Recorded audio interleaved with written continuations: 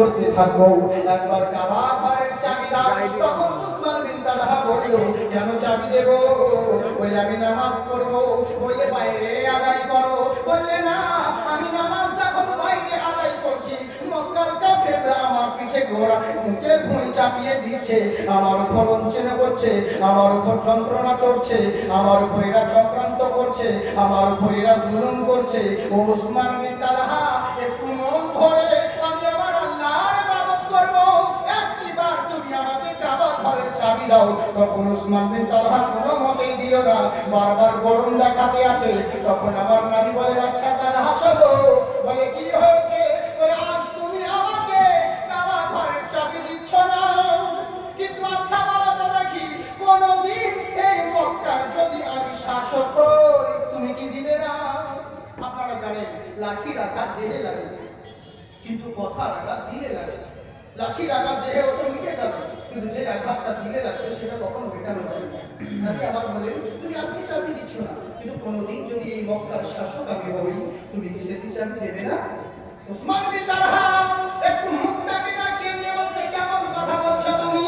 বগল হয়ে চাঁদে হাত দিতে যাচ্ছ, ছেঁড়া কাঁথায় শুয়ে তুমি লাখ টাকার স্বপ্ন দেখছো, এটা কেমন করে হয়? তোমার মতন আব্দুল্লাহর ছেলে হবে এই মক্কার শাসক, তুমি তো আমাকে হাসালে। যাই হোক, যখন মক্কা বিজয়ের দিন হয়ে গেল, বছরের মধ্যে যে দিন ফাতিহে মক্কার দিনে আমার সাহাবাগণ সবাই রোজা অবস্থায় রয়েছে, সবাই রমজানের রোজা রেখেছে। আচ্ছা বলুন তো দেখি, ইসলামের জন্য যেমন রোজা রাখা ফরজ আছে, ইসলামের জন্য রোজা ভাঙাও ফরজ আছে। রোজা যেমন রাখা ফরজ, তেমনি রোজা মানে ভেঙে দেওয়া, রোজা ছেড়ে দেওয়া, এটা জায়েজ আছে। কেমন করে 10,000 সাহাবীদেরকে আমার নবী মুস্তাফা নিলেন, মক্কা প্রবেশ করবেন, তার পূর্বেই নবী আমার বললেন, সাহাবী শোনো, আজকে দিনের বেলায় প্রচন্ড রৌদ্র, প্রচন্ড সূর্যের তাপ, তোমাদেরকে তরবারি ধরতে হতে পারে, আজকে যুদ্ধের কথা হতে পারে। এক কাজ করো, তোমরা রোজা ভেঙে দাও, রোজা ছেড়ে দাও। তখন সাহাবীরা বলছেন, হুজুর রোজা ছাড়বো না, রোজা রেখেছি ছাড়বো না। আমার নবী একটু জ্বালানি মেজাজে উঠে তাঁবুর ভিতরে প্রবেশ করলেন। মা আমার উম্মে সালমা বলছে, ইয়া রাসূলুল্লাহ, নবী গো, আপনি নারাজ হবেন না, আপনি দুঃখ পাবেন না। বলে কেন কেন? বলে হুজুর, আপনি যদি নারাজ হয়ে যান মহান আল্লাহ নারাজ হয়ে যাবে, সাহাবীদের উপর আপনি নারাজ হলে আল্লাহ ধ্বংস করে দিবে। তাই হুজুর আপনি নারাজ হবেন না। আপনি জানেন স্ত্রী ওই এমন স্ত্রী, ও যদি ইচ্ছে করে যে কোনো স্বামীকে, যে কোনো ছেলেকে জান্নাতের পথে আনতে পারে, আল্লাহ ওকে ওই ক্ষমতা দিয়েছে। আর যদি ইচ্ছে করে ও জাহান্নামের থেকে আরো খারাপ জায়গায় নিয়ে যেতে পারে। কিন্তু আপনারা বলুন, ভালো কাজ করে না খারাপের দিকে বেশি? খারাপের দিকে বেশি। হ্যাঁ গো, এর ভালো কাজ পাবেন না এদের কাছে, ওই আশা করেন না। সামান্য লক্ষ্মী ভাণ্ডার টাকা নিয়ে যাবেন না, দিন রাত কোন মেয়ে বলেছে স্বামীকে, তো আমি নিচ্ছি একটা মাসের বেতন, তুমি নাও, কিছু খাবার চা দেয়, ওরা তো এমনিতেই বলে বেড়ায়। হ্যাঁ, আমরা এখন স্বাধীন হব, আর পুরুষের দরকার নাই। হ্যাঁ, টাকা লিয়া কি করিব আমরা এখন নাই নেবা। আমি দোয়া করি মমতা পিসিকে আর টাকা বলায় না, 500 দিতে দরকার ওটা বন্ধ করে দাও, কারণ আগে টাকা বেড়েছে। দেখো, আগে তো দোয়া করতাম, আল্লাহ 500 বদলে এদেরকে 5,000 করে দাও। যদি এখন দোয়া করি না, ও সব চলবে না। 500 দেবতে যদি এত পিকআপ হয়, 5,000 টাকা পেলে আপনাদের মতো স্বামীকে 14 বার তালাক দিত ভাই। না, লক্ষ্মী ভান্ডার আমি এদিকের কথা বলছি, যে আমাদের দিকের মেয়েদের কথা বলছি। তোমরা ভালো, তোমাদের কথা বলছি, তোমরা তো যথেষ্ট ভালো। হ্যাঁ, না না, তোমরা যথেষ্ট ভালো। আমি ওটাই তো বলছি, তোমরা দান করো। তোমরা যেমন এখানে অনেক দান করেছো লক্ষ্মী ভান্ডার টাকা, তোমরা এরকম টাকা দিবে, তাহলে তোমাদের জন্য দোয়া করবো, ভুল করে অন্য জনের অ্যাকাউন্টে টাকা যেন তোমাদের অ্যাকাউন্টে ঢুকে দেয়। আর যদি না দান করা হয়েছে, কেমন দোয়া করবো, ফিঙ্গারপ্রিন্ট পেলে তোমার বই আপডেটও হবে না, লিঙ্কও হবে না, টাকাও পাবে না। তো তোমারও ভালো, তোমারও খারাপ, কারণ তোমাদের বিরুদ্ধে কথা বলা যাবে না, কারণ তোমাদের হাতে মসজিদের ভাব। তোমার বাড়িতে যখন পালি পড়ে, তখন ছেলেরা এরা কেউ দায়ী নয়, এরা তো বলে চলে যায়, বাজার করে এনে দেয়, সব সবজি এনে দেয়, কিন্তু রান্না করে দাও তোমরা। যদি ভাগের টয়লেট গিয়েছে মৌলবীকে জলসা করতে হবে না, মজা করতে হবে না।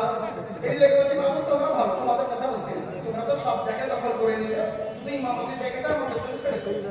সবই তো নিয়ে নিয়েছো তোমরা, তোমাদের ব্যাপারে আর কি আর বলবো? কিছু বলার না। বাংলাদেশের মহিলা সমিতি হয়েছে জানে, কোনো পুরুষ যদি একবার কোনো মেয়ে যদি বলে আমার স্বামী আমাকে নির্যাতন করছে, নিয়ে সব আপত্তি ওর কোমরে দড়ি বেঁধে নিয়ে এসো, ওর আনন্দবাজি করে দাও। হ্যাঁ, কোমরে দড়ি বেঁধে আচ্ছা তার শাস্তি। আর কোনো পুরুষ যদি সামনে মাথা ঠুকে কান্না করে বলে মহামান্য আদালত আমার স্ত্রী আমাকে নির্যাতন করে, তো তাদেরকে বেঁধে করে যাও। আমাদের আল্লাহ ছাড়া কেউ না, বুঝলেন তো? এই হচ্ছে ব্যাপার। তো যাকে সোনামতি তোমরা ভালো, তোমাদের কথা বলছি না। হ্যাঁ, কিন্তু কথা হচ্ছে কি, তোমাদেরকে আল্লাহ ওই ক্ষমতা দিয়েছে নিজেদের স্বামীর উপর খেয়াল রাখবে, নিজেদের সংসারের উপর খেয়াল রাখবে। আর তোমাদেরকে কি বা দোষ দিব? কারণ তোমাদের কি বিগড়াবার মালিক হচ্ছে এই যে গার্জেনগুলো। গার্জেনগুলোই তো গন্ডগোল, কারণ এরাই তো গন্ডগোল করেছে। আমি গার্জেনদেরকে বলবো, প্রতিটা গার্জেনকে আজকাল আপনার ছেলে মেয়েরা বিগড়াচ্ছে, নোংরা পরিবেশে যাচ্ছে, একটাই কারণ এদের হাতে মোবাইল চলে এসেছে। আমি বলবো মেশিন গান কিনে দেন, দরকার হলে দু একটা মার্ডার করে জেল থাকবে, কিন্তু মোবাইল যদি দিয়েছেন মানে ও লাইফ বরবাদ করে দিয়েছে। এখন এর মতো কিছু নয়। সারা রাত্রি আপনার মেয়ে সবসময় অনলাইন কি করে? ওকে তো আহার মধ্যে দোয়া করে না, নামাজ পড়ে, মোবাইলে যদি গার্জেন লিখতে চায় হাই এত রাত্রে ঘুমাসনি, মোবাইলে কি করছি? নোট লিখছিলাম, বন্ধুদের কাছে প্রজেক্ট লিখছিলাম, নোট লিখছিলাম। সারাদিন সারা রাত্রে ওয়াই করতে হবে, কিন্তু কত যে নোটস বলা আছে বন্ধু আর বান্ধব তার ঠিক নাই। মোবাইল করে দেখবেন আর কত হোয়াটসঅ্যাপে চ্যাটিং চলে, আর কত ফেসবুক, কত ফ্রেন্ড আর কত বন্ধু আছে। তাহলে চিন্তা করুন, যে মেয়ে দিন রাত সারা রাত্রি একটা পর ছেলের সঙ্গে এইভাবে কথোপকথন করে সেটা কি আর কেমন করে সে ভালো হয় বলুন? আর তার ছেলে গিলে এটা কেমন হবে? ও তো সব কিছু বুঝে দিয়েছে, বাচ্চাদের হাতে মোবাইল দিচ্ছে, নিষেধ করা সত্ত্বেও হয়তো কিছু দেখে না, শুধু কার্টুন দেখে। ওই কার্টুনেই তো অদূর হয়। কার্টুন দেখতে দেখতে এমন এমন অ্যাড চলে আসে, এমন এমন চলে আসবে, বুঝতেই পারছো ওপরে জীবন চাকুর ভিতরে কোয়ালের পাথর, সব শেষ হয়ে যাবে। বুঝলে তো? এই হচ্ছে ব্যাপার। মোবাইল থেকে দূরে সরাসরি এরকম করে মোবাইল দিয়ে ছেলে মেয়েদের ভবিষ্যৎ নষ্ট করো না। আর আজকাল মোবাইল নিয়ে সব মূর্খতে পরিণত হয়েছে। ডক্টরদের কাছে যান, আজকাল বেশিরভাগ পেশেন্ট মারা যাচ্ছে শুধুমাত্র ডক্টরের অবহেলাতে। বেশিরভাগই পেশেন্ট মারা যাচ্ছে ডক্টরদের অবহেলাতে। কেন বলুন তো? হাজারটা হসপিটালে নার্স, হাজারটা ট্রেনিং চলছে ডক্টররা, হসপিটাল বড় বড় ডাক্তার কি পাওয়া যায় না? তো যদি বা আসছে ডক্টর শুধু খালি এমনি সাইডে দাঁড়িয়ে দেখিয়ে দিচ্ছে এটা করো ওটা করো। আর যারা করছে কাঁচি ধরছে এরা তো আমারই কিছু বুঝে না। হঠাৎ করে ডাক্তার ঘরে চেম্বার ঘরে বসে গেছে, তারা ফোন করছে, স্যার এখানে একটা জটিল পেশেন্ট চলে এসেছে স্যার, এই হচ্ছে স্যার, এই ইউটিউব দেখো, ইমেল দেখো, আমি পাঠিয়ে দিচ্ছি। এমনি করে তো সব শেষ হচ্ছে। ভাব করে ডক্টর এই জন্য পেশেন্ট, আপনি জানেন কত পেশেন্টের ক্ষতি হচ্ছে, নানা রকম সঠিক চিকিৎসা পায় না। বলেই তো আজকাল ডাক্তারও অভাব নেই, ভালো ভলান্টিয়ার রয়েছে, এমার্জেন্সি ডক্টর রয়েছে, নার্স রয়েছে, কিন্তু কি আর বলবো? ওই তো বললাম, এদের আস্ত ঠিকভাবে চিকিৎসা না করাতেই, না দেখাতে রোগীর এই অবস্থা হচ্ছে। আর কি করে বা দেখবে হাজার রকম রোগী, হাজার রকম অসুখ, বুঝেছে? এই তো হচ্ছে আমাদের অবস্থা।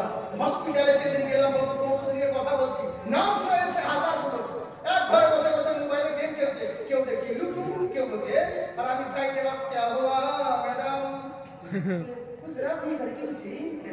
তুমি আমাকে চেনো? বলে হ্যাঁ, আপনাকে মোবাইলে কতদিন দেখি, প্রত্যেকদিন দেখো? বলে হ্যাঁ। বলে এই জন্য চিনি, কিন্তু আপনি এখানে কি করছেন? আপনার কি আছে নাকি? আপনি কোনো পেশেন্ট ভর্তি? বললাম না, রাত্রির মধ্যেই আছে, একজনকে নিয়ে এসেছি, কিন্তু তোমরা এখানে কি করছো? স্যার এখানে আমার জয়েন হয়েছে নতুন, এখানে জয়েনিং হয়েছে। কি করছো এখানে বসে? বলে এখন আমার ডিউটি নাই, আমার ডিউটি শেষ হয়ে গেছে। তাহলে বাপ, এদিকে পেশেন্ট যে দৌড়ে বেড়াচ্ছে ঘর খোঁজার জন্য খুঁজে, বলে এখন আমার দায়িত্ব নেই, যে আছে সে তো লজ্জায় মুখ ফিরিয়ে পালাচ্ছে। ওদিকে মোবাইলে গেম খেলতে ব্যস্ত, একটা ডক্টর ঘরে ঢুকুন, 4টে-5টে নার্স নিয়ে ব্যস্ত। হ্যাঁ, এই তো হচ্ছে আমাদের অবস্থা।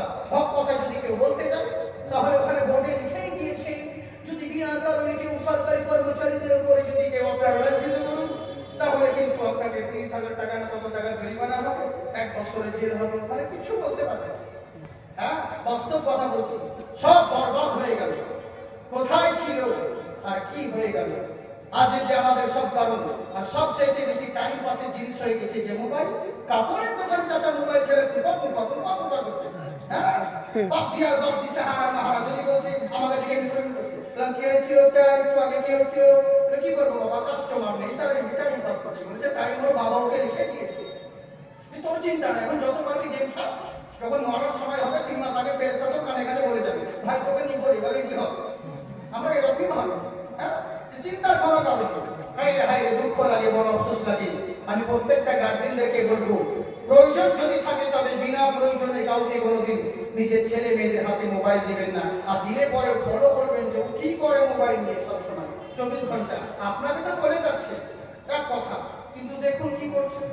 আমি আর খুলে বললাম না দেশের পরিস্থিতি। আজকে আপনারা তখন চেড়ে মরে লেগে যাচ্ছেন, স্কুলে বলছে বোরখা পড়তে দিব না, বোরখা পড়া নিষেধ করবো, তখন তো খুব রাগ হচ্ছে আপনাদের, কেন বোরখা পড়তে দিবে না। কিন্তু দেখবে বোরখা বানালে কি করছে, স্কুলে গিয়ে বদমাশি করছে, তখন মাস্টার ধরতেই পারছে না যে কেউ অন্যায় করছে, আর বোরখা পড়তে দেখতে পাচ্ছে না। এই তো হচ্ছে সমস্যা, বোরখার আড়ালে গন্ডগোল করছো, যার কারণে সমস্যা। যেটা ভালো কাজের জন্য ব্যবহার হয়েছে সেই জিনিসটাকে তোমরা কলঙ্কিত করছো, এরকম করো না। আমি অনুরোধ করবো মা বোনদেরকে, প্রত্যেক জিনিসের প্রয়োজন আছে, কিন্তু খবরদার সব সময় মনে রাখবে তুমি একজন মুসলমান, তোমার আখলাক তোমার আদর্শ সবার চাইতে ভিন্ন হবে। তোমাকে দেখে যেন অন্যরা শিক্ষা নেয়, দীক্ষা নেয়। আর তুমি যদি অন্যদের মতন হয়ে যাও তাহলে তোমার আর ওদের মধ্যে পার্থক্য থাকবে না। ওরে বাজার ছিল রাজা মশাই, সে হিটলারের মতো এলান করেছিল আমার দেশে কোনো মুসলমানকে রাখা যাবে না, সবকে তাড়িয়ে দিল, গুলি করে শেষ করে দিল। কয়েকটা মুসলমান লুকিয়ে কেউ নাম পরিবর্তন করেছিল কিনা রাজা যাচাই করার জন্য বলে কাজ করতো, কোন মুসলমান লুকিয়ে আছে কিনা দেখতে হবে। বলে কি করে দেখবো স্যার, সবাই তো একই ড্রেস, আমাদের ড্রেস করছে, দাড়ি বাড়ি কেউ নেই তো। বলে আমার মন বলছে কোনো না কোনো মুসলমান আছে আমার দেশে লুকিয়ে। বলে কি করে পরীক্ষা করবো, বলে কিছু করতে হবে না, সিসি ক্যামেরার দরকার নেই। বলে এক জায়গায় একটা পানি রেখে দেয়, পানি ভরা, আর একটা বয়স্ক মানুষকে সাজিয়ে পিপাসার জন্য ও পানি পানি করবে, আল্লাহ আল্লাহ ওইভাবে দাঁড় করিয়ে বসিয়ে দিয়ে। আর দূরে তোরা দাঁড়িয়ে যান, লক্ষ্য করে দেখ, লক্ষ্য করে দেখতে আসে, হঠাৎ করে কেউ রাস্তা দিয়ে চলে আসে, কেউ আসে না, একজন বান্দা তাড়াতাড়ি ওই বান্দাটাকে দেখে ওই ঘোড়া থেকে একটু পানি নিয়ে এসে হাতে করে নিয়ে যখন বড় মানুষটাকে খাইয়ে দিল, সঙ্গে সঙ্গে গোয়েন্দা এসে তলারকে ধরে নিল, চল। বলে কেন আমাকে ধরে নিচ্ছ, কি বলে তোর নাম কি, বলে আমার নাম অমুক। নামটা কিন্তু অন্য নাম বলেছে। বলে তুই নাম চেঞ্জ করেছিস কিন্তু তুই মুসলমান। বলে না আমি মুসলমান নই। বলে না তুই মুসলমান। বলে কে বললো ভাই, আমার কাছে তো দাঁড়িয়েও নেই, আমার তো নামও আলাদা, দেখো একটু সবকিছু ডকুমেন্টস দেখো, কিন্তু আমাকে মুসলিম কি করে জানলে তুমি। বলছে শোনো, ভালো করে দেখলাম ওরে রাস্তার ক্ষুধার্ত ব্যক্তিকে যে পানি পান করাই, যে আহার করাই, অন্ন দান করাই, সেটা নবী মুস্তাফার ফলোয়ার ছাড়া, নবীর দিওয়ানা ছাড়া অন্য কেউ হতে পারে না। কেমন মুসলমানের আদর্শ ছিল, আর আমাদের এখনকার মুসলমান কেমন হয়ে গেল। কাকে বলবো দুঃখের কথা, কেমন বলবো, যেদিকেই যাচ্ছি মুসলমানদের নামে শুধু বদনাম আর বদনাম শুনতে পাচ্ছি। আমরা কাকে দুঃখের কথা বলবো। নিজের গ্রামের মসজিদ চিনি না, নিজের গ্রামের মাদ্রাসা চিনি না, সবাই বলছে হুজুর আপনাদের মুসলমানরা যদি সবাই এক হয়ে যায় কেউ কিছু করতে পারবে না। ভাই কি করে এক হবে। বলে যে বাবরি মসজিদ ভাঙলো, আন্দোলন কেন করলো না। বলে কি করবে, ও তো নিজের বাপের মসজিদ চিনে না, ও তো নিজের গ্রামের মসজিদ নিয়ে রাজনীতি করে, তো বাবরি মসজিদ ভাঙলো তো ওর কি যায় আসে। ও তো নিজের মসজিদ যায় না, তাহলে কি হবে বলুন। কাকে দুঃখের কথা বলবো। এই জালসাতে যদি বলি ফিলিস্তিনের বিরুদ্ধে কারা কারা আছে হাত উঠান, সবাই হাত উঠাবে। ক্যামেরাম্যান অন্য লোকেরা ভাববে যাকে এবার কিন্তু ইসরায়েলের বারোটা বেরিয়ে যাবে। যেমন জালসা শেষ হয়ে গেল, সব লুঙ্গি তুলে কে মন্দিরে দৌড়ালো, আর নাই বলবি একাই বসে থাকবি, বুঝলেন। এই তো হচ্ছে আমাদের অবস্থা, যতক্ষণকার ততক্ষণ এরকম করলে হবে। শোনা আমরা মুসলমান, আরে আমরা খুশি আছি যে আমাদের জন্য এমন একজন গার্ডিয়ান এসেছে আল্লাহর তরফ থেকে, যিনাকে ফলো করলে আমরা ব্যবসা বাণিজ্য যা কিছু করবো সব থেকে আমরা উন্নতি পাবো। কিন্তু আমরা সেই নবীকেই চিনতাম না। কেমন নবী, নবী মুস্তাফা বললেন শোনো, আজকের দিনে তোমরা যদি করো সব আমাকে ফলো করো, সবাই লাভবান হবে, কিন্তু আমরা নবীকেই চিনলাম না। আজকাল মুসলমান যুবক যুবতীরা যদি নবীকে ফলো করতো কোন জায়গায় পদদলিত লাঞ্ছিত হতো না। আমি মা বোনদেরকে বলবো, তোমাদেরকে আল্লাহ ওই ক্ষমতা দিয়েছে, চেষ্টা করবে স্বামীকে এবং ছেলেদেরকে জান্নাতের পথে টেনে আনা।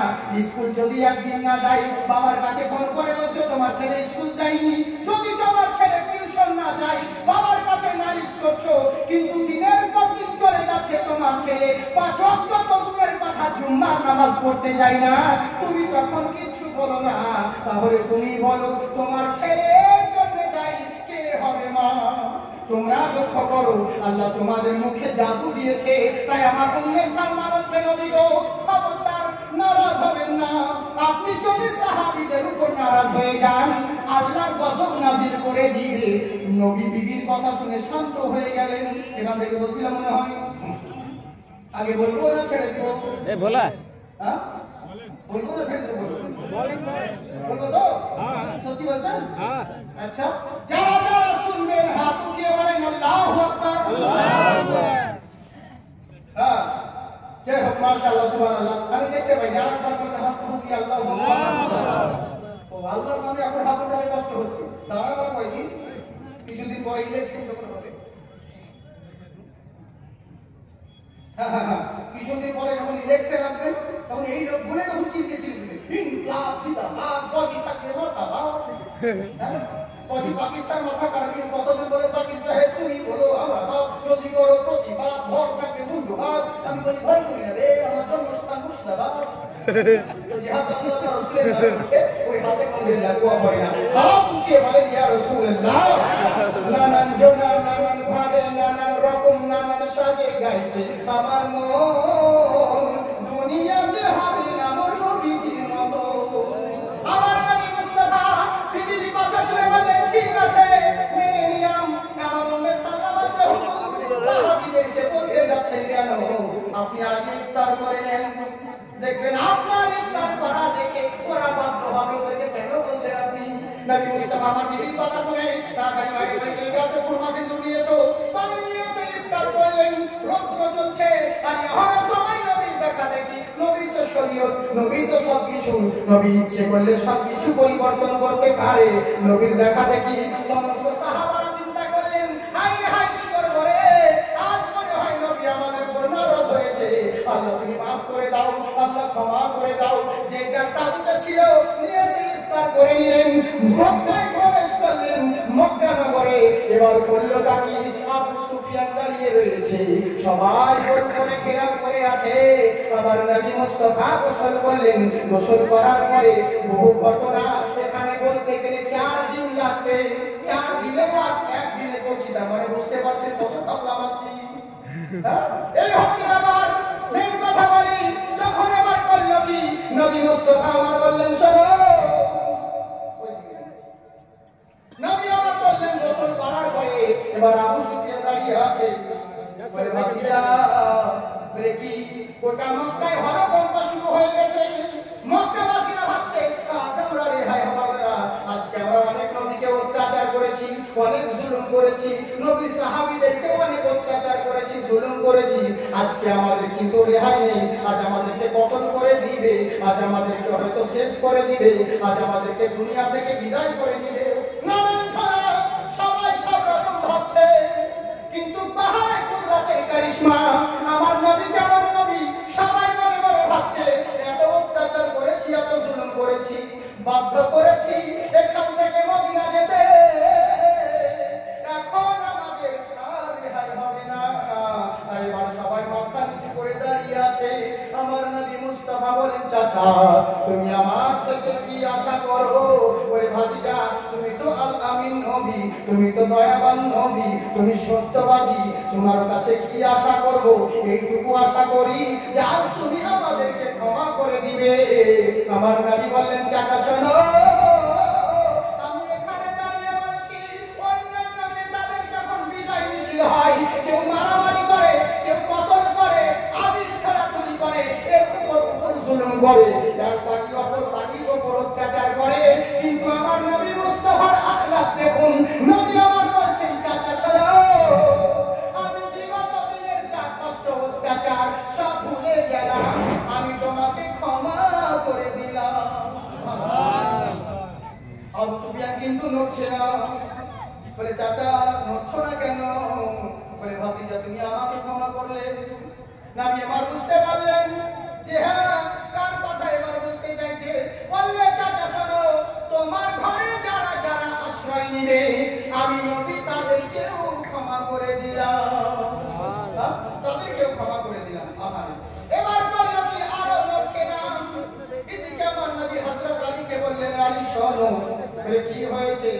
কাবা ঘরের চাবিটা নিয়ে এসো।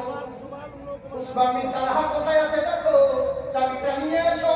হযরত আলী বলে উসমান বিন তালহা কোথায় আছে? এদিক ওদিকে খুঁজতে আছে, দেখছি এক কর্নারে লুকিয়ে আছে। উসমান বিন তালহা কর্নারে লুকিয়ে আছে।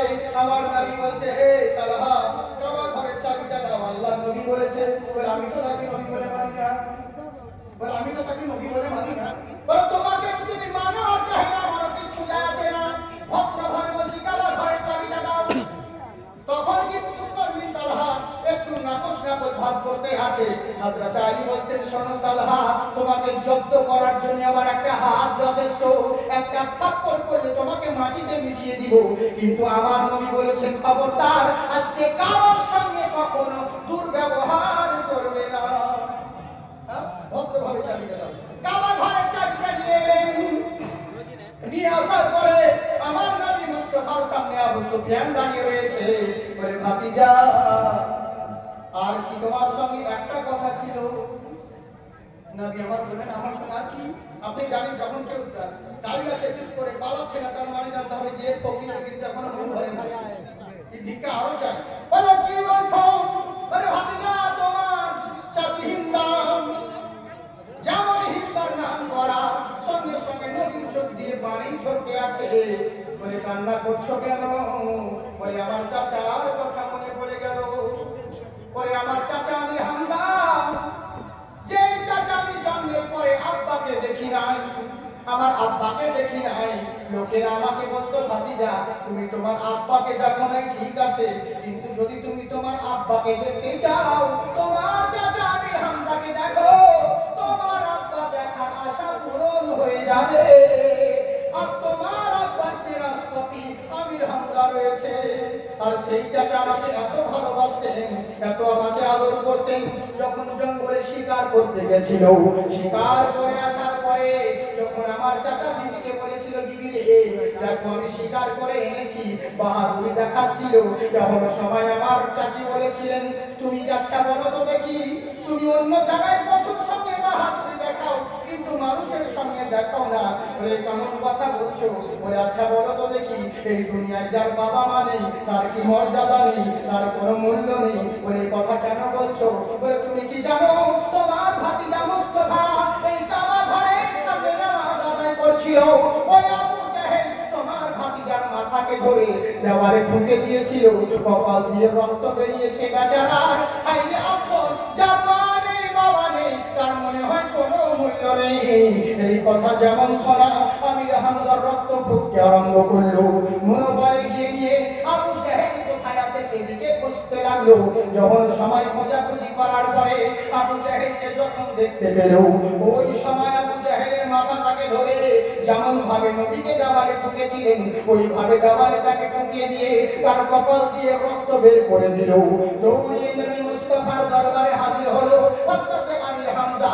দেখছেন নবী আমার উপর দিকে মাথা করে, মাথা বিজাতুল কুবরা, নিজের ওড়না মুবারক ছিঁড়ে দিয়ে নবীর মাথা বেঁধে দিয়েছে। আমার আমির হামজা বলেন, ও ভাতিজা, তুমি খুশি হয়ে যাও, একবার মুখটা তুলো, একবার চোখটা খোলো, তোমার বদলা আমি নিয়ে নিয়েছি।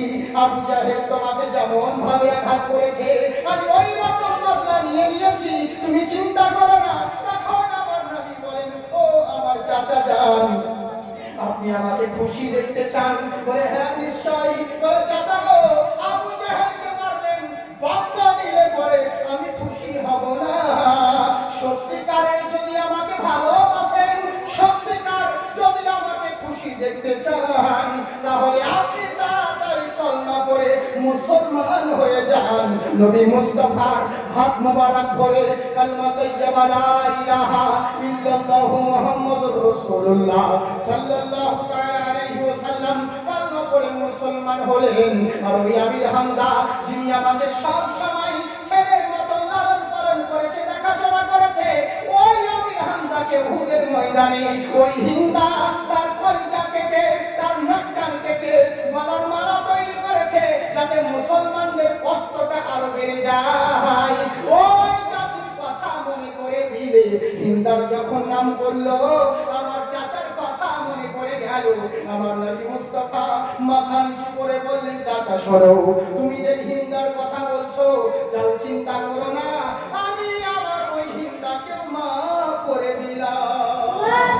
জগৎবাসীরা দেখলো, আহারে আমার নবী রে, ওই নবীর আখলাক এত সুন্দর, ওই নবীর আদর্শ এত সুন্দর, এই নবীর আখলাক এত সুন্দর, যেই নবী বদলা নিতে নয়, মানুষকে ক্ষমা করতে শিখেছে, সে কোনো সাধারণ মানব হতে পারে না। যিনি সবার চাইতে উন্নত, সবার চাইতে উজ্জ্বল নক্ষত্র, মহান স্রষ্টার প্রেরিত মানব, ওই নবী মহান নবী, উনি সত্যিকারের নবী। আহারে ওই নবীর মতন মানব আর কেউ কোথাও হয়নি। একদিন হযরতে আব্বাস বলছে, ভাতিজা শোনো। বলে কি বলছেন চাচা? বলে শোনো শোনো ভাতিজা। বলে কি হয়েছে চাচা? আমি স্পিডে বলছি, অসুবিধা হচ্ছে আপনাদের? হ্যাঁ ঠিক আছে, ধীরে ধীরে বলি, বহু সময় লেগে যাবে, বুঝলেন তো? এটা টাইম লক্ষ্য করে কথা বলছি। এটা আমি 3 ঘন্টা 4 ঘন্টা করবো তো কি ফায়দা, বুঝলেন? এর জন্য আর যদি অসুবিধা হয় বলে ধীরে বলছি। আপনাদের এদিকে তো জীবনই বেশি হয়, তো আপনারা স্পিড এখন পছন্দ করতে পারেন, কারণ অনেক জায়গায় এগুলো বেশিরভাগই তো জীবন চলে থাকি।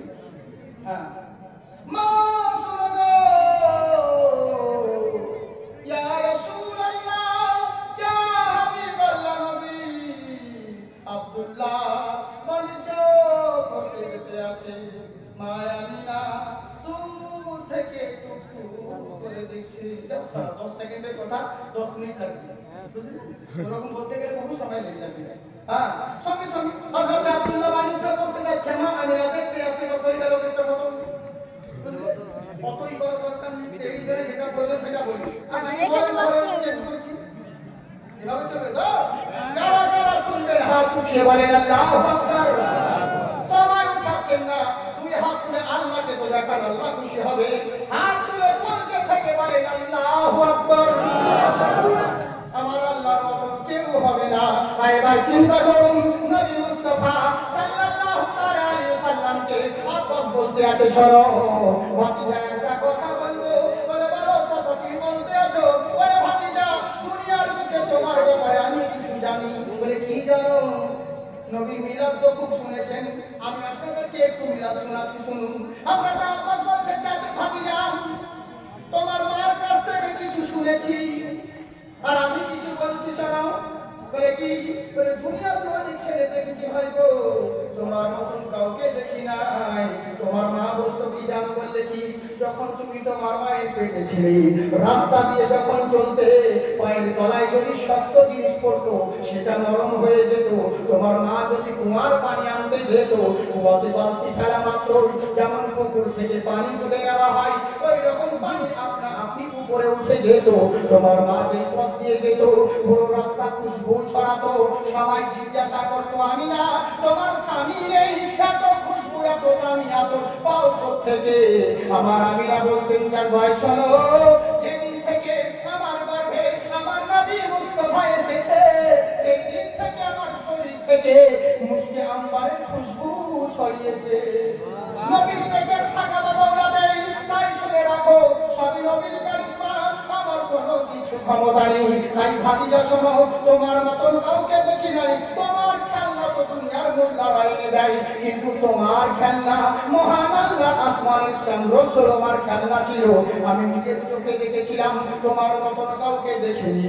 আব্দুল মুত্তালিব বলেন, আমার পোতার মতন কেউ হয়নি আর হবেনি। তখন জিবরিল আমিন বলতে, শোনো, ওরে তোমরা কি করে দেখবে? ইয়া রাসূলুল্লাহ, নবী গো, আমি আদম থেকে নিয়ে ঈসা পর্যন্ত সমস্ত নবীকে দেখেছি। আদম নবীকে দেখেছি জান্নাতের ময়দানে, আমি নূহ নবীকে দেখেছি কিস্তিতে, আমি মুসা আলাইহিস সালামকে দেখেছি ওই ফিরআউনের সামনে, আমি ইব্রাহিম আলাইহিস সালামকে দেখেছি নমরুদের অগ্নিকুণ্ডে, ইউনূস আলাইহিস সালামকে দেখেছিলাম মাছের পেটের ভিতরে, ইউসুফ আলাইহিস সালামকে আমি নিজের হাতে কুয়ায় নিক্ষেপ করেছিলাম, নিজের হাতে তাকে পাকড়াও করেছিলাম। আমি সবাইকে দেখেছি হুজুর, কিন্তু কসম আল্লাহর বলি, আমি পূর্ব থেকে পশ্চিম, উত্তর থেকে দক্ষিণ, শিমাল থেকে জুনুব, জুনুব থেকে উত্তর, আমি পৃথিবীর চারিকোণা 7 জায়গায় দৌড়ে বেরিয়েছি, 7 জায়গায় খুঁজে বেরিয়েছি। হুজুর ইয়া রাসূলুল্লাহ, নবী গো, আপনার মতন দ্বিতীয় কাউকে পান নাই। আমার আল্লাহ বলছে, জিবরিল শোনো, তুমি কি করে দেখতে পাবে? কি করে নবীর মতন পাবে? ওরে আমি রব্বুল আলামিন নবীর মত মতন তো দ্বিতীয় কাউকে সৃষ্টি করি না। তো কি করে তুমি পাবে? এই জন্য গুরু নানক বলে শোনো, কোটি কোটি পরমানাতাং আপাইনিত অতি সুন্দরম। উনি এমন সুন্দর নবী গো, উনি এমন সুন্দর, পৃথিবী যদি অন্ধকার হয়ে যায় আলোর প্রয়োজন হবে না। নবী মুস্তাফাকে যদি একবার দাঁড় করিয়ে দাও, নবীর বডির আলোতে সারা পৃথিবী আলোকিত হবে।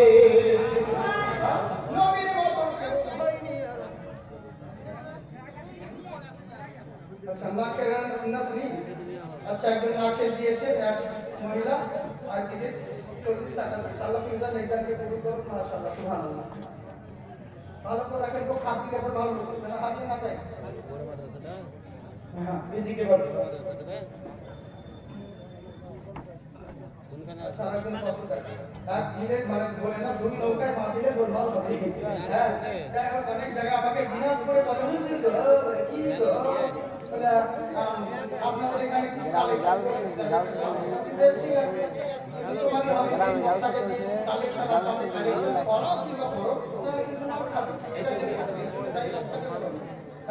ইনশাআল্লাহ। যাই হোক, মাদ্রাসা জলসা, মাদ্রাসা আপনাদেরকেও দেখতে হবে, কিন্তু কিছু কিছু ব্যাপার থাকে সব কিছু পয়সা কে দিল বাবা। মাশাআল্লাহ। যাই হোক, তো কথা হচ্ছে আমি যেটা আপনাদেরকে বলতে যাচ্ছিলাম, সরাসরি আমার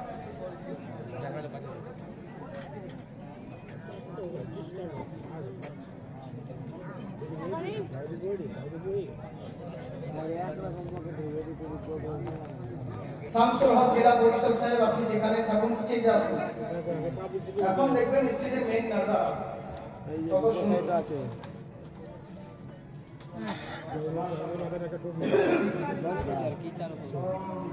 পরিচালনায় বড় বড় আছে, বড় বড় যুবকবৃন্দ বড় বড়। যাই হোক, এখানে কোন দিকে বড় বড় আছে আপনারা জানেন। এখানে জলসা আছে কত তারিখে? 5ই নভেম্বর 2023 18 তারিখ রবিবারের দিন। আপনাদের সকলকে নিমন্ত্রণ দাওয়াত দিলে এখানে হযরত আল্লাহ মুফতি আহমদ রেজা সাহেব উনি আছেন, আর তারপরে দ্বিতীয় বক্তা হচ্ছেন হযরত আল্লাহ মুফতি আমজাদ হোসেন সিংহানি সাহেব, আমার বন্ধুবর হযরতুল সবির একই তাজরি নামে, তো ওরা একটা আমার সিনিয়র, কিন্তু এক জায়গায় থাকলে মনে করবে যে দুই ভাই বোন হবে, বুঝলেন? তার জায়গায় ভালো ভালো বক্তা আছে, মুফতি মোহাম্মদ ইসরাইল রেজভি সাহেব উনি আছেন রাজমহল থেকে, অনেকে থাকবেন ইনশাআল্লাহ। আপনাদের জিয়ারত করেছেন, আপনারা অবশ্যই যাবেন। মাশাআল্লাহ সুবহানাল্লাহ। আর আপনাদেরকে আমিও জিয়ারত করলাম, আল্লাহ যদি চায়, এখন বলতে পারবো না, কিন্তু আল্লাহ যদি বাঁচিয়ে রাখেন তো আপনাকে এখানে দেখা পাবেন 9 মার্চ নাকি গো? হ্যাঁ 9 মার্চ। হ্যাঁ কিসের জলসা? কবরস্থান নাকি না কিসের? হ্যাঁ যাই হোক, ইনশাআল্লাহ যে বাকি ভাই আপনাদের কাছে অসুবিধা নেই।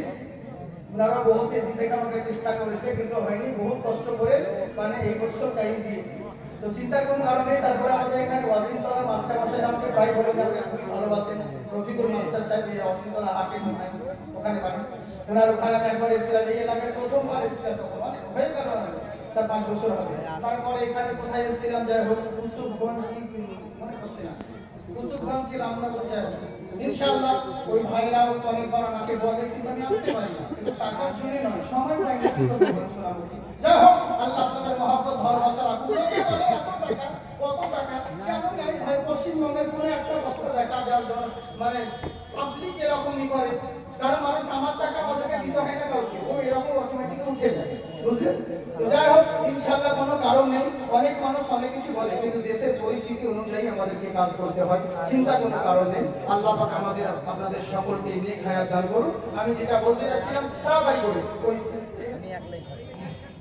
জি জি জি হ্যাঁ তাড়াতাড়ি করে এবার বললো কি, আমি যেটা বলতে যাচ্ছিলাম আপনাদেরকে যে আমার নবীর মতন কেউ হয়নি আর হবে না। হবে কি? নবীর মতন কেউ হয়নি আর হবে না। আমার আল্লাহ বলেন শোনো, আমি নবীর মতন সৃষ্টি কাউকে দ্বিতীয় করি নাই, তোমরা কেমন করে পাবে? এই জন্য মুসলিম সবাই মিলে বলতে শোনো, ওরে বিশ্ব নবীর এমন আখলাক, বিশ্ব নবীর এমন আদর্শ আর কারো হবে না। তাই নবীর আখলাককে যদি ফলো করতে পারো, নবীর আখলাক যদি এত সুন্দর হয়, না জানি নবীর ধর্ম কত সুন্দর হবে।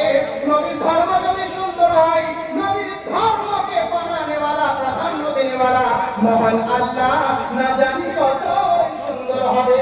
তাই আমার আল্লাহ বলে বান্দারে, মা খালাকুল জিন্না ওয়াল ইনসা লিয়াবুদুন, আমি তোমাদের নবীর সামনে নবীকে আইডিয়াল স্বরূপে করেছি। তোমরা যদি নবীর আখলাকে ফলো করো তাহলে তোমাদের ইবাদত প্রাধান্য হবে। আমি আল্লাহ তোমাদেরকে সৃষ্টি করেছি ইবাদতের জন্য, ইবাদত করবে। তোমাদেরকে সৃষ্টি করেছি আমার ইবাদতের জন্য। নবী কেমন নবী? নবী নূরের তৈরি না মাটির তৈরি? এটা করা যাবে কি যাবে না? দুনিয়া কবে ধ্বংস হবে, দুনিয়া কবে প্রলয় হবে, কবে কোন ব্যক্তি আসবে, এসব জানার তোমার প্রয়োজন নেই। আমি আল্লাহ তোমাদেরকে সৃষ্টি করেছি আমার ইবাদতের জন্য। তোমরা আমার ইবাদত করো। তবে জেনে রাখো, নফলের চাইতে ফরজের গুরুত্ব দিও। একটা কথা জেনে রাখবে, সারা রাত জালসা শুনবে আর ফজর পড়বে না, ফরজ নামাজ আদায় করবে না, তাহলে ওর দাম পাবে না। যদি জালসাটাকে কামিয়াব করতে চাও তাহলে আগে ফরজ আদায় করো, তাহলে তোমার নামাজ যেমন হবে, নামাজের বদৌলতে তোমার ইবাদত জালসাও কবুল হবে। আল্লাহুম্মা আমিন। ঠিক আছে। अच्छा, खत्मे बुखारी हमारे पीरे तरीका शिफिए मिल्लत सैयद सर मोहम्मद क़ियामुद्दीन हुसैनी अज़मती जी, खत्मे बुखारी हो चुका है जी। दस्तरबंदी होंगे तो इंशाअल्लाह सैयद सर मोहम्मद क़ियामुद्दीन हुसैनी अज़मती मददुल्लाह अली हुजूर साहब इंशाअल्लाह सज्जादा नशीर खानकाह आलिया चिश्ती अज़मतिया दरगाह शरीफ बस बेरिया पूर्णिया ना। अच्छा, बस बेरिया पूर्णिया बिहार से हजरत आ रहे हैं, लगता है वो गाड़ी से ना। अच्छा ठीक है, आप लोग थोड़ा सा साइड हो जाए, हजरत को आने दीजिए। आपसे गुजारिश है, मेहरबानी करके थोड़ा साइड हो जाइए प्लीज। हजरत को आने दीजिए ताकि कोई दिक्कत ना हो, परेशानी ना हो। तो इंशाअल्लाह पता হচ্ছে কি, যাই হোক আমার দিকে ধ্যান দিন, এই দিকে লক্ষ্য রাখো, ওদিকে দেখতে হবে না। হুজুর কথা স্টেজ দেখে, হজরত কথা স্টেজে দেখে, হ্যাঁ অসুবিধা নেই, এদিকে লক্ষ্য রাখো। কথা হচ্ছে কি, আমার সবাই অনুরোধ করছিলেন স্টেজের মৌলানা ভাইরা যে আমাকে ওই খিচড়ি গজলটা বলতে। হ্যাঁ ঠিক আছে, বলে দিই। আমাকে নবী পাকের জিকির সুন্দর अच्छा लगता है, बोलो ना मोहम्मद वाल बड़ा सच्चा लगता है। বাংলা হিন্দি উর্দু ভোজপুরি বলতে গেলে টাইম লাগবে। হ্যাঁ, তার মানে একবারে বলে দিচ্ছি, নারে তাকবীর, আল্লাহু আকবার, নারে রিসালাত, ইয়া রাসূলুল্লাহ, নারে রিসালাত, ইয়া রাসূলুল্লাহ, দ্বীন ইসলাম, दीन इस्लाम, हजरत अल्लाह सैयद साहब पीर साहब किबला, हजरत पीर तरीका हुजूर सज्जन रसूल पीर साहब किबला, सैयद क़ियामुद्दीन साहब किबला, नारे तकबीर, नारे रिसालत।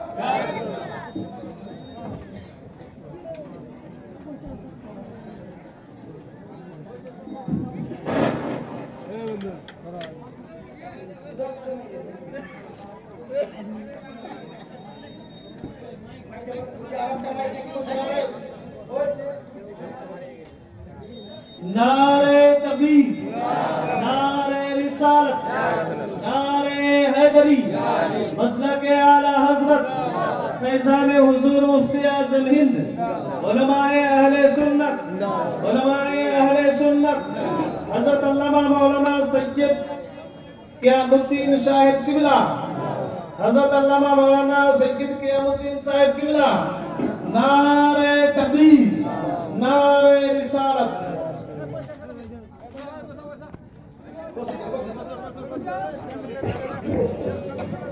I hope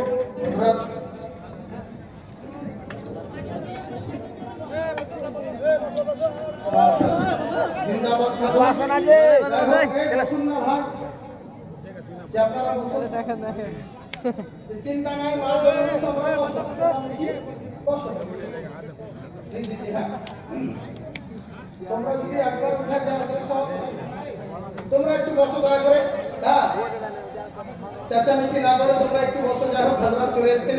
হ্যাঁ, আমি আর আপনাদেরকে বেশি বাড়াচ্ছি না। তবে কথা হচ্ছে কি, ইনশাআল্লাহ আল্লাহ যদি তৌফিক দেন, আমি সাবজেক্ট অনুযায়ী বা বিষয় পরিপ্রেক্ষিতে ইনশাআল্লাহ আমার এলাকায় কোথাও কোনো দিন যদি আসি আপনাদেরকে শোনানো যাবে।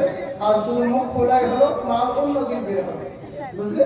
তো যাই হোক, পরিস্থিতি অনুযায়ী আপনারা তো সবই দেখলেন চোখের সামনে, সব দিক দিয়ে লক্ষ্য রাখতে হচ্ছে। তো ইনশাআল্লাহ যাই হোক, যতটুকু হয়েছে আল্লাহর কাছে দোয়া করবেন। আমি একটু শারীরিক অসুস্থতার কারণে একটু এই জায়গায় একটু প্রবলেম হয়েছে, আমার গালে একটা ইনফেকশনের কারণে ইনশাআল্লাহ আপনারা দোয়া করবেন, আল্লাহ যদি চায় ইনশাআল্লাহ শিফা দান করবে। মানুষের পৃথিবীর বুকে সমস্ত অসম্ভবকে সম্ভব করে দেওয়ার নাম হচ্ছে, হাতিয়ার হচ্ছে, যার নাম হলো দোয়া। অতএব শারীরিক অসুস্থতার কারণে কারো ইউটিউবের মাধ্যমে বলছি, ভাই শারীরিক অসুস্থতার কারণে যদি কারো প্রোগ্রাম অ্যাটেন্ড করতে না পারি, কেউ দুঃখ করো না, দয়া করে। আর আমার অভ্যাস আছে, যদি তোমরা জোর জবরদস্তি করো, অসুস্থ থাকলেও তোমাদের কাছে যাবো, হাজিরি দেবো, চিন্তা করো কারণ নেই। হ্যাঁ, আমি কিন্তু কি যদি বলি দূর থেকে বলে দিই, যদি বল না যাবো, আর যদি বলেছে না আসুন ইনশাআল্লাহ যাবো, কিন্তু এই নয় যে হয়তো দূর থেকে ফোনে বললাম যাবো না, একটা খারাপ জিনিস দেখায়। তো চিন্তার কোনো কারণে, কিন্তু একটু মাঝে মধ্যে ডিস্টার্ব করছে, বুঝতে পারছেন চিরদিন সবার সমান যায় না, আবহাওয়ার কারণে হোক, একটু প্রবলেমও হচ্ছে। ইনশাআল্লাহ দোয়া করবেন আল্লাহ যেন মরতে দাপ্তার ইমানি হালাতে দিনী খিদমত করার তৌফিক দান করেন, বলুন আল্লাহুম্মা আমিন। যাই হোক, আমি আল্লাহর কোরআন মাজিদ থেকে তেলাওয়াত করেছিলাম, মা খালাকতুল জিন্না ওয়াল ইনসা ইল্লা লিয়াবুদুন। আল্লাহ তোমাদেরকে জিন এবং ইনসানকে তৈরি করেছেন শুধুমাত্র আল্লাহর ইবাদতের জন্য। আর মানব দানব ব্যতীত পৃথিবীর বুকে যত সৃষ্টি রয়েছে, এদেরকে সৃষ্টি করেছে আমাদের খিদমত করার জন্য। আল্লাহ যেন আপনাদের আমাদের সকলকে সেই মহান আল্লাহর ইবাদত করার তৌফিক দান করেন। আমরা সকলে যেন পাঁচগানা নামাজি হতে পারি, বলুন আল্লাহুম্মা আমিন। যাই হোক, আমি শেষবারে একটা নাম পড়েই দিই, তখন বারবার অনুরোধ করছে, বাংলা বলবো না, উর্দু বলবো না, ভোজপুরি বলবো না, কি বলবো বলেন? বাংলা। হ্যাঁ, মা বোন সকলে আছে, আমি বাংলায় বলে দিই। আপনাদের সব বাংলা বহুত নাম আছে, কিন্তু ইয়ার বলো মনে পড়ছে না, এই সময় তাড়াহুড়োর মাধ্যমে একটা ছোট্ট করে বলে দিই। তুমি চক্ষু দিলা সব দেখিতে, দিলা না তো তোমায় দেখার অধিকার। আমার এত সুন্দর এই নয়নের ছিল কি দরকার, মালিক ছিল কি দরকার। সুবহানাল্লাহ বলেন, সুবহানাল্লাহ। কত সুন্দর কালাম বলছি, বুঝেছে? চিন্তা নেই, আমার কষ্ট দেখে আমার বক্তব্যতে যদি আপনারা কি কষ্ট পেয়ে থাকেন, আল্লাহর রাস্তায় ক্ষমা করে দিবেন, দুঃখ করবেন না সোনামুখী। হ্যাঁ, বক্ত হলে বড় অসুবিধে নেই, বুঝলেন তো? আপনাদের আমি মানে ইও নয়, মানে অনেক স্টেজে যারা আছে আমাদের অনেক ছোট হবে, অনেক জুনিয়র, কিন্তু আমাকে দেখে সবাই ভালো মনে হচ্ছে, আমার শরীর দেখে, কিন্তু অতটা বয়স হয়। তো যাকে কথা আঘাত যদি কেউ মানে কথা বলার পরিপ্রেক্ষিতে যদি কেউ দুঃখ পেয়ে থাকেন, মনে কিছু করবেন না। আর হক কথা বললেও যদি আপনারা বেশি আঘাত লাগে, দুঃখ পান, অসুবিধা নেই, আমার তরফ থেকে এক চা বেশি খেয়ে নিন, বুঝলেন? এখন হাত উঠিয়ে বলেন আল্লাহু আকবার। তুমি চক্ষু দিলা সব দেখিতে, দিলা না তো তোমায় দেখার অধিকার। আমার এত সুন্দর এই নয়নের ছিল কি দরকার, মালিক ছিল কি দরকার। হ্যাঁ, এই দুনিয়ার এত আলো অন্ধ হয়ে রইলাম, তবু আলো নিয়ে আমি কিছুই না দেখিলাম। এই দুনিয়ার এত আলো অন্ধ হয়ে রইলাম, এত আলো তবু আমি কিছুই না দেখিলাম। তোমায় দেখার আশার তরে, তোমায় দেখার আশার তরে, তোমায় দেখার আশার তরে সাজাইলাম সংসার। আমার এত সুন্দর এই নয়নের ছিল কি দরকার, মালিক ছিল কি দরকার। তুমি চক্ষু দিলা সব দেখিতে, দিলা না তো তোমায় দেখার অধিকার। আমার এত সুন্দর এই নয়নে ছিল কি দরকার।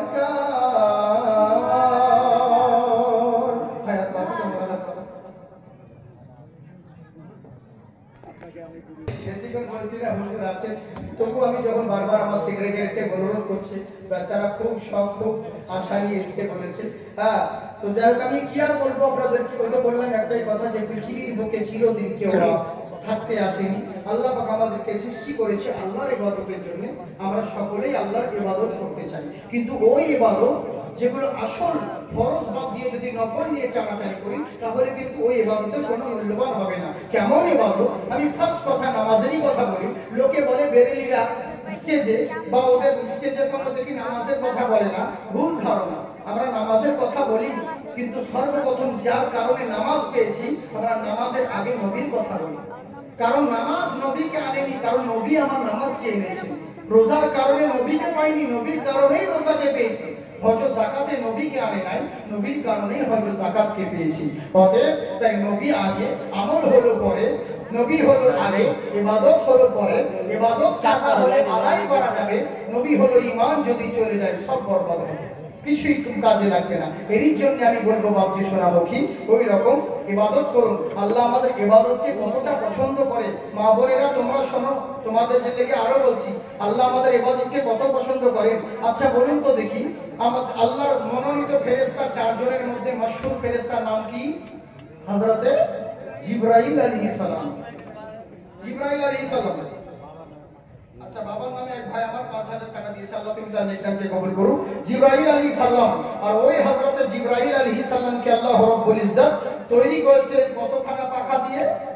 নূরে 600 খানা নূরের পাখা দিয়ে তৈরি করেছিলেন। কতখানা বলেন তো?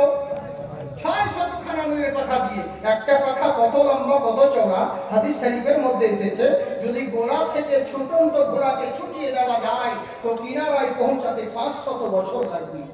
এরকম 600 খানা নূরের পাখা দিয়ে তৈরি করেছিলেন। একবার সুবহানাল্লাহ বলবেন না? সেই জিবরিল আমিনকে আল্লাহ রাব্বুল ইজ্জত তৈরি করেছিলেন নূরের পাখা দিয়ে 600 খানা। কিন্তু কেমন তৈরি করেন? তৈরি করার পরে জিবরিল আমিন খুশি হলেন। খুশি হওয়ারই কথা। খুশি হয়ে আল্লাহর দরবারে শুকরানা, শুকরিয়া আদায় করার জন্য আল্লাহর দরবারে 2 রাকাত নামাজে নিয়ত করলেন। আল্লাহু আকবার বলে দাঁড়িয়ে গেলেন। দাঁড়িয়ে আছেন, আল্লাহু আকবার, আল্লাহু আকবার। প্রথম রাকাতে জিবরিল আলাইহিস সালাম ওই এক রাকাত প্রথম রাকাতে দাঁড়িয়ে 20000 বছর কাটালেন। তারপরে রুকু সিজদা করলেন। সুবহানাল্লাহ। প্রথম রাকাতে জিবরিল আমিন 20000 বছর কাটালেন, তারপরে রুকু সিজদা করলেন। ঈমান কাজা হয়ে যাবে, মন দিয়ে শুনুন। এবার জিবরিল আমিন আবার দ্বিতীয় রাকাতে দাঁড়িয়ে গেলেন। আবার দাঁড়িয়ে আল্লাহ আল্লাহ আল্লাহ আল্লাহ। আবার দ্বিতীয় রাকাতে জিবরিল আলাইহিস সালাম দ্বিতীয় রাকাতে আবার 20000 বছর কাটালেন, তারপরে রুকু সিজদা করলেন। মহান জিবরিল আমিন 2 রাকাত নামাজ আদায় করেছিলেন, 40000 বছর কাটিয়েছিলেন। সুবহানাল্লাহ বলেন। জিবরিল আমিন 2 রাকাত নামাজে 40000 বছর কাটালেন। আমার আল্লাহ রাব্বুল আলামিন বলে, জিবরিল শোনো, তুমি আমার হক আদায় করে দিয়েছো, আমার ইবাদতের যেটা কোটা সেটা তুমি পূর্ণ করে দিয়েছো, আমার যেটা ইবাদতের হয় সেটা তুমি আদায় করে দিয়েছো। কিন্তু মনে রাখো, জিবরিল আমিনকে যখন আল্লাহ পাক বলছিলেন তুমি আমার ইবাদতের হক আদায় করে দিয়েছো, ইবাদতের কোটা পূর্ণ করে দিয়েছো, তখন জিবরিল আমিন খুশি হলেন। এবার আল্লাহ কিন্তু যখন লাগাচ্ছেন, জিবরিল আমিন বলছেন, আল্লাহ তুমি কিন্তু কেন লাগাচ্ছো? তখন আমার আল্লাহ বলে, জিবরিল শোনো, তুমি 2 রাকাত নামাজে 40000 বছর কাটালে, আর আমার শেষ জামানায় শেষ নবী মুস্তাফার গুনাহগার উম্মতিরা যাদের 2 মিনিটে 2 রাকাত নামাজ তাদের শেষ হয়ে যাবে, তাতে কত রকমের ভুল আর কত রকমের চুপ থাকবে। আমাদের নামাজে ভুল হয় কি হয় না বাবারা? বহুত ভুল হয়। পরে নামাজ পড়তে পড়তে অনেকজনকে দেখেছি সামনে যে কোন দিকে দাঁড়াতে হয় আর কোথায় দেখতে হয় তাও খেয়াল রাখে না। বয়স হয়ে গেল, বয়স হয়ে গেছে, এখনো মা বোনেদেরকে দেখি, মা কত মানো নামাজ যদি পড়ে ওই সময় যদি স্বামী ডাকবে, গো কোন সময় আছো, তবু নামাজ পড়ছে, তোর কথা বলা যাবে না, তো গলায় খা করতে, তার মানে বোঝাচ্ছে যে আমি নামাজ পড়ছি, গলাকে শব্দ করে কি না বলো, তার কথা বলে বলো, এরকম তো হচ্ছে ব্যাপার, বুঝলেন? এই হচ্ছে অবস্থা। তো যাকে এরকম আমাদের কি বলবো বলুন, ওরকম নামাজ পড়লে হবে না, নামাজকে নামাজের মতন করো। এরই জন্য তো কোন কবি বলে, দিল কাবাকে ঠিক রেখে তুই চাই নামাজে দাঁড়াগা, তার উপরে নিয়ত বেঁধে পড়গা দুয়া সানাসা, পড়গা দুয়া সানাসা। ওরে কিয়ামতের বিচার দিনে নবী ছাড়া পার পাবি রে, এই ভবের মায়াতে পড়ে আল্লাহ রাসূল চিনলি না। হায়রে ওমন ওই মন নামাজ রোজা নয় রে সোজা, বুঝবি রে একদিন মনা, দিনের পর দিন কেটে গেল নামাজ কেন পড়লি না, নামাজ রোজা নয় রে সোজা। সুবহানাল্লাহ বলেন। কবরের অন্ধকারে কেমনে রইবি তুই বল রে, শাফায়াত করিবেন নবী ওই যে রোজ মাহশারে। ওরে কাতর হালে এমডি জাকির করিতেছে তোমার জিকির, এই ভবের মায়াতে পড়ে আল্লাহ হলো না হাইরে অমন ওরে মন নামাজ রোজা নয় রে সোজা বুঝবি রে একদিন মনা দিনের পর দিন কেটে গেল নামাজ কেন পড়লি না নামাজ রোজা নয় রে সোজা তাই নামাজকে নামাজের মতন আদায় করো যেভাবে আমার নবী আদায় করেছেন আমার নবী বলেন শোনো সল্লু কামা রাআইতুমুনি তোমরা ওইভাবে ইবাদত করো যেমন ভাবে আমাকে ইবাদত করতে দেখো এবার করলো কি আমাদের কিন্তু তবু আমরা ভুল হোক আর যাই হোক আমরা নামাজ পড়ি কেউ আর কতজন নামাজের ধারে কাছে যাই না তাই আমার আল্লাহ বলে জিবরিল শোনো তুমি 2 রাকাত নামাজ 40,000 বছর কাটালে কিন্তু শেষ জামানায় শেষ নবী মুস্তাফাকে আমি দুনিয়ার বুকে প্রেরণ করব সেই নবীর গুনাহগার উম্মতিরা যাদের 2 মিনিটে 2 রাকাত নামাজ শেষ হয়ে যাবে কত রকমের ভুল কত রকমের চুক কত খামতি থাকবে এরা যাচাই করবে না নামাজ পড়তে হয় বলে পড়ে চলে আসবে তাতে আমার রুকু হলো কি হলো না সিজদা আমার হলো কি হলো না আমার কোদ হলো কি হলো না এগুলো তারা যাচাই করবে না আর আমার হাকাম ঠিক হলো কি হলো না এগুলো তারা ফলো করবে না নামাজ পড়তে হয় বলে তারা পড়ে চলে আসবে কিন্তু জিবরিল মনে রাখো তোমার এই 2 রাকাত 40,000 বছরের নামাজ আর আমার সেই নবীর উম্মতির 2 মিনিটের 2 রাকাত নামাজ আমি আল্লাহ বেশি পছন্দ করি আমার আল্লাহ এত আমাদের ইবাদতকে পছন্দ করেন আর আমরা সেই ইবাদত করতে চাই না তাই আমার আল্লাহ পাক বলে বান্দারে দুনিয়ার মায়ায় পড়ে এদিক সেদিক করে সবকিছু হারিয়ে দিও না একটা কথা মনে রাখবে এই জীবন শেষ জীবন নয় আজকে হিরো রয়েছো কালকে জিরো হতে হবে আজকে মস্ত দিয়েছো কালকে পস্তাতে হবে চিরদিন সবার সমান যায় না এই জীবনও ছিল তোমার বরফেরই মতো গলিতে গলিতে দেখো হয়ে গেল কত যে হাত দিয়ে তুমি মেরেছিলে কিল আজকে সেই হাতের চামড়া দেখো হয়ে গেছে ঢিল চিরদিন সবার সমান যায় না আজকে হিরো হয়েছো কালকে জিরো হতে হবে আজকে দুনিয়ার রং তামাশাই করে ভেবে নিয়েছো যতক্ষণকার ততক্ষণ কিন্তু জেনে রাখো আবার একটা দিন আসবে আজকে যদি সুখ থাকে কালকে দুঃখের জন্য অপেক্ষা করো আজ যদি দুঃখ ভোগ করো কালকে সুখের জন্য অপেক্ষা করো অপেক্ষা করো আমার আল্লাহ বলেন চিরদিন সবার সমান যায় না তাই যতটুকু সময় পেয়েছো এই সময়টাকে কাজে লাগাও আমি রব্বুল আলামিন তোমাদেরকে যেই কারণে সৃষ্টি করেছি সেই কারণ যদি আদায় করো তোমাদের ইহ জগৎ পর জগৎ লাভবান হবে কামিয়াব হবে তোমরা যদি আমার ইবাদত করো রোজ হাসরে বিনা হিসেবে জান্নাতে প্রবেশ করবে যাই হোক পজিশনের মুখে আমার আল্লাহ রাসূল আপনাদের আমাদের সকলকে আল্লাহ পাকের ইবাদত করার জন্য তৌফিক দান করেন সকলে বলি আল্লাহুম্মা আমিন আমি হুজুরের সেক্রেটারি সাহেব বলার কারণে আমি আপনাদের সম্মুখে বললাম তো ইনশাআল্লাহ বলাও ভাষার মধ্যে ভুল ত্রুটি তো ক্ষমা প্রার্থী কারণ এখানে মাদ্রাসা জালসা আপনারা অবশ্যই দেখবেন মা বোনেরা এখানে অনেক রয়েছে বাপ ভাইরা আপনারাও রয়েছেন আপনারা একটু মাদ্রাসার দিকে লক্ষ্য রাখবেন এটার অনেক প্রয়োজনীয়তা রয়েছে আমি আপনাদেরকে প্রথমেই বললাম একটা হচ্ছে দ্বীনি বিদ্যা আর একটা হচ্ছে জাগতিক বিদ্যা দুটোরই প্রয়োজন রয়েছে কিন্তু জাগতিক বিদ্যা আর দ্বীনি বিদ্যার মধ্যে তফাৎ হলো একটাই জাগতিক বিদ্যার কাজ যতক্ষণ আপনি বেঁচে আছেন ততক্ষণ মরার পরে কোনো কাজ হবে না কিন্তু দ্বীনি বিদ্যার কাজ হচ্ছে দুনিয়াতেও আল্লাহ আপনার মানে সে ভালো করবেন এবং মরার পরেও আল্লাহ আপনার কিয়ামতের দিনে আল্লাহ সেদিনকেও নাজাত দান করবেন এই যে মাদ্রাসা করছে ভালো চাকরি পাওয়ার জন্য নয় বেতন পাওয়ার লেগে নয় এই যে এত কষ্ট করে মেহনত করছে সেক্রেটারি সাহেবরা আর অন্যান্য জন আপনারা যে দিন দান করছেন কিসের জন্য ভালো টাকা ইনকামের জন্য না উদ্দেশ্য একটাই মানুষকে অন্ধকারের পথ থেকে বের করে এনে আলোর পথ দেখা আর জাহান্নামের পথ থেকে বের করে এনে জান্নাতের পথে আনা এটাই হচ্ছে উদ্দেশ্য আল্লাহ রাসূল আপনাদের আমাদের সকলকে যেন এই মাদ্রাসার প্রতি মহব্বত রাখার তৌফিক দান করেন যাই হোক আমি আপনাদের সম্মুখে আর বেশি বিরক্ত করছি না হযরতকে উঠিয়ে দিন আসসালামু আলাইকুম ওয়া রাহমাতুল্লাহি ওয়া বারাকাতুহু